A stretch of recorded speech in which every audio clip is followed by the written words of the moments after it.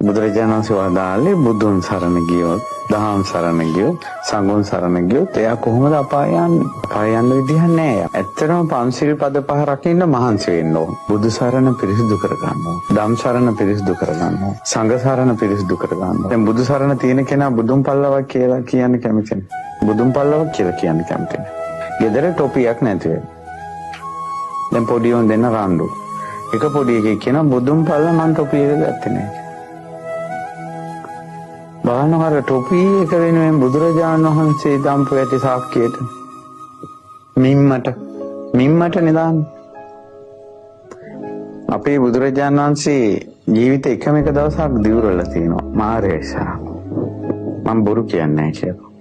ඒ දිවුරලා තියෙන වේලිච්ච තනකොළ ගහක් කරා. මේ වේලිච්ච තනකොළ ගහ පල්ලා මේ කෙලෙස් නැසලා මිසක්කම නවතින්නේ නැහැ.